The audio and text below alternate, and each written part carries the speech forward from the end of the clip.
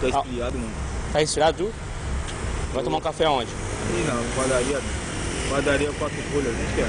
Quatro... nem tu sabe onde é? Chama R$1 então. Só vai tomar um café só? Vai ver o casaco que eu vou pegar um casaco aí de azul de segurança. Aonde? Eu te dou, vou uma casinha agora. Do real, né, mano? Você sabe? R$1 pra ele tomar um café, ele falou. Quer R$1 pra tomar um cafezinho, mano. Se não tiver condição. Café, né? Café é melhor, não. Café é prometer, né? Comércio os caras querem mais. Só de droga, né? Não, isso...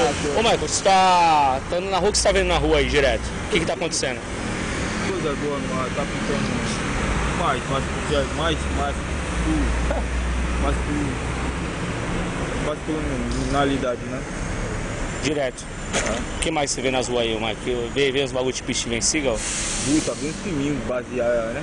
Base de menor, de maior. De menor, de maior? Tanto que for de menor, tá bem. Já viu nave espacial? Você já viu nave espacial? Vi já na nave espacial, mano. Direto, ET? Já vi desabar sobre nós.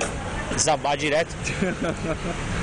É mesmo? E bomba? Já viu bomba? Bomba também, bomba não é fabrica muito, né? Os caras querem mais enriquecer o seu corpo pra fazer dela, mano. E tecnologia, Michael? Você sabe tecnologia? Tecnologia de ponta velocidade. Os caras curtem qualquer ponta, mano. Dinâmica.